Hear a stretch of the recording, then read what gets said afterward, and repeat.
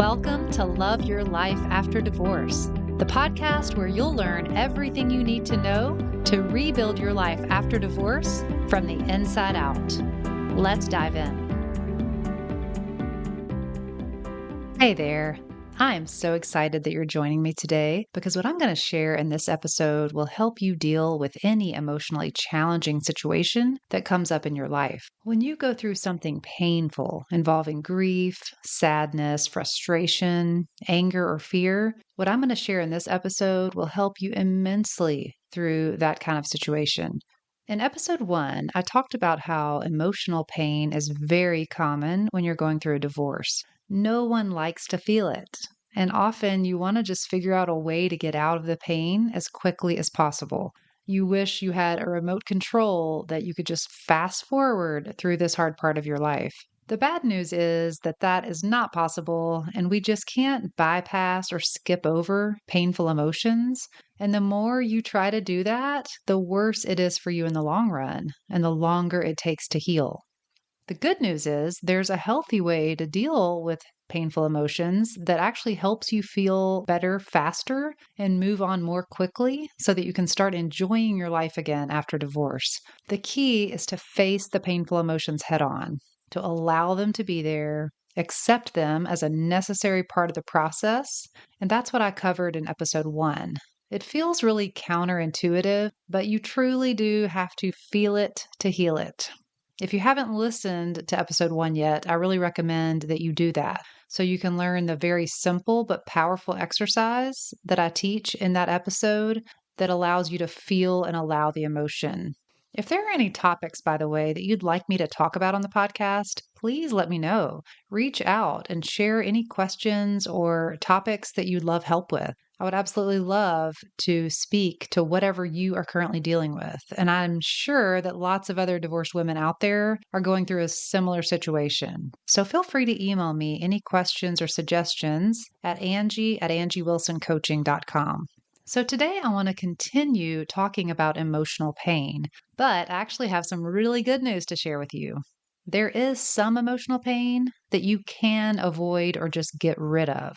You can get rid of it because you actually create the emotional pain for yourself. It's one thing to feel painful emotions, and then it's another thing to cause yourself unnecessary suffering. So what's the difference?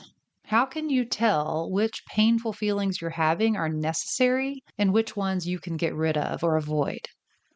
To differentiate between these two types of emotional pain, we're going to call one of them clean pain and the other one dirty pain. By the way, I learned this concept of clean and dirty pain from one of my mentors and teachers, Brooke Castillo. If you're not familiar with her, I really highly recommend that you check her out. She has an amazing podcast that has literally changed my life. So, clean pain happens when you feel normal human emotions like sadness, grief, or even anger because of an event that happened in your life, like a divorce or the loss of a loved one. I think we would all agree that it's normal and appropriate to feel grief and sadness when we lose someone we love. Just think about it. If someone dear to you passed away and you felt no painful emotions, you would either be a robot or a sociopath. Even though painful emotions are never really pleasant to feel, there are times that we actually want to feel them. This is a normal part of being human. And that is what I'm referring to when I mention clean pain. And clean pain is what episode 1 was all about. And it's necessary to feel those emotions that create that clean pain and to just process them and work through them in a healthy way. Just remember that emotions are simply sensations you feel in your body. When you feel the sensation of clean pain in your body, there's something about it that feels more natural or just clear. Even though it's painful, it feels like it's serving a purpose. It moves through you, and you often feel a sense of relief or like a cleansing feeling. It can come and go like any emotion. It's definitely not a straight trajectory, but over time, you should start feeling better, and the painful emotions become less and less intense. Now, dirty pain, on the other hand, feels muddied or mixed up.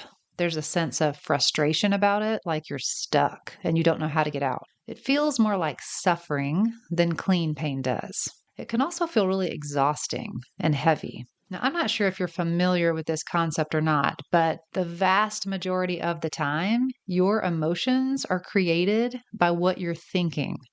In other words, your thoughts cause your feelings. When I learned this concept, it truly blew my mind. Up to that point, I didn't realize just how much control I could have over my own mind and my own emotions. So many of the thoughts we think are unconscious. We're not even aware that we're really thinking them. But when you start to become more aware of what you're thinking, and you realize that you can choose what to think on purpose, it really is life changing. Now, we're definitely going to talk more about this concept in future episodes because it's really the foundation of my coaching practice. But for now, I just want to mention it to you and explain it a little bit just so you know that both clean and dirty pain are created by what you're thinking. So, embracing the truth of this concept is what allows us to get out of dirty pain. Now, here are some examples of painful emotions that I would define as dirty pain: hopelessness, despair, vindictiveness, shame, and self hatred. When we're experiencing dirty pain, we're having negative thoughts about what happened, or about someone else, or about ourselves. There's usually resistance underneath these dirty pain emotions. We argue against reality, which means that we're telling ourselves that it shouldn't have happened, that it's not fair, that things should be different. We wish we could change it, change the past. And sometimes we replay events from the past in our minds and we try to figure out what we or someone else could have done differently to prevent the current outcome that we have. I know it's tempting to do this, and I've actually done it myself, which is why I know it doesn't work.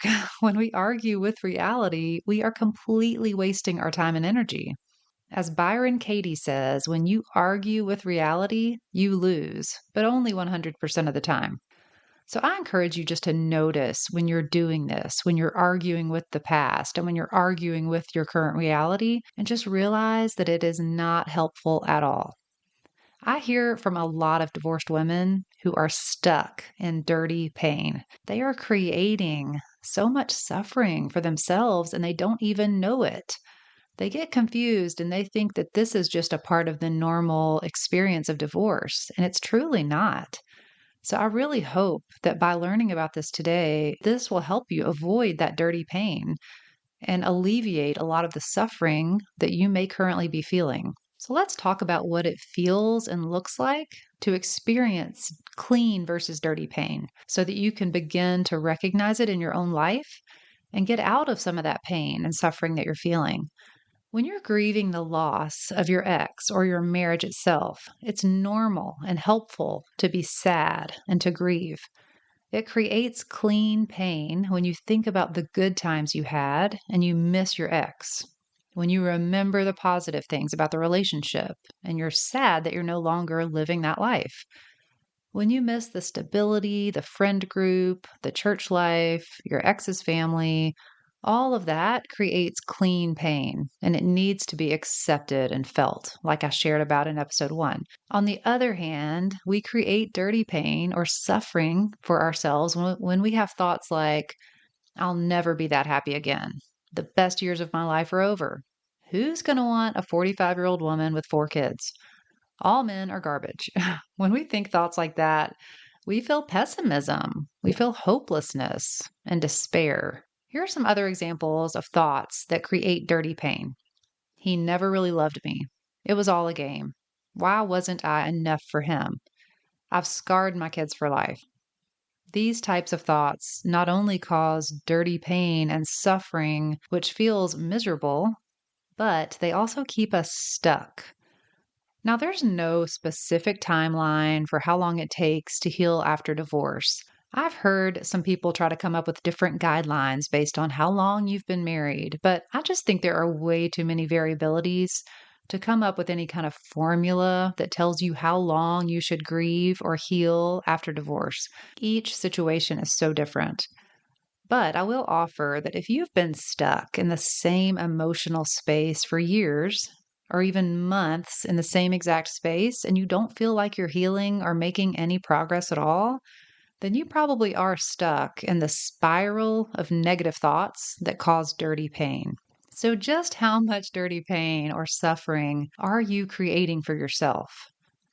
When you're not sure whether the painful emotions you're feeling are dirty or clean pain, here are some helpful ways to tell. If you're feeling emotions like despair, helplessness, or self loathing, then it's dirty pain. If you're feeling stuck and like you're not making any progress after many months or years, then you're in dirty pain. If you're blaming someone else for how you feel and you continually just feel like a victim of your own life, then you are experiencing dirty pain. If you believe you're not good enough, smart enough, pretty enough, that no one will ever want you, then you are in dirty pain. If you're telling yourself that you wasted years of your life in your marriage, then that is dirty pain. If you're envisioning the worst case scenario for your future, you are causing yourself dirty pain.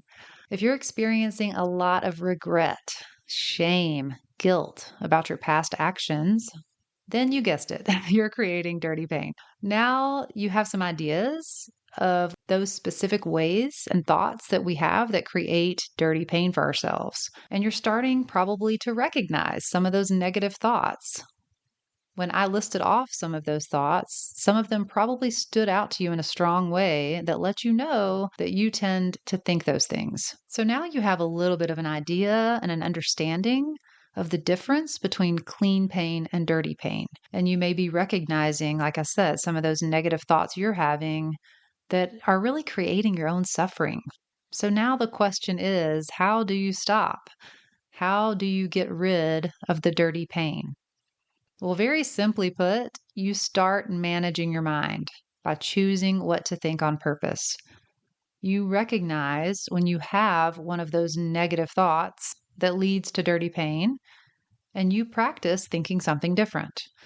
Now, this is not something you can quickly change overnight, and you definitely have to be intentional and self-aware. But learning how to manage your mind is one of the greatest gifts that you will ever give yourself, because obviously you are thinking all the time. Your thoughts, your mind, your emotions all dictate the quality of your life. And so it is absolutely worth putting in the time and effort to learn how to manage your mind, to recognize that you have way more control over how you're feeling and how you're showing up than you thought you did. Now, in the next episode, I'm going to go into much more detail about how to manage your mind. But for now, please know that you do have the ability to recognize what you're thinking and change it to think something more positive and helpful. I hope what I've shared today gives you hope that your life can be better, that you can feel better after divorce, that there are ways that you can get out of suffering. Although it is absolutely true that going through a divorce can be painful, you don't have to be in suffering. Remember, there's a difference in emotional pain and emotional suffering. There's a difference between clean pain and dirty pain. And dirty pain is optional. We don't have to stay in that space. We don't have to keep feeling that amount of stuckness, difficulty, frustration. You can definitely use the tools I'm sharing with you to create a much more peaceful life where you accept the changes that have happened and you realize that you can create a life you love after divorce from the inside out. So I'll be back next Monday to tell you all about how to take charge of your brain and create a life you love. Your marriage ended, but your life is not over. Get the free roadmap to move on faster after divorce. Just head over to my website at angiewilsoncoaching.com and click Get the Free Roadmap.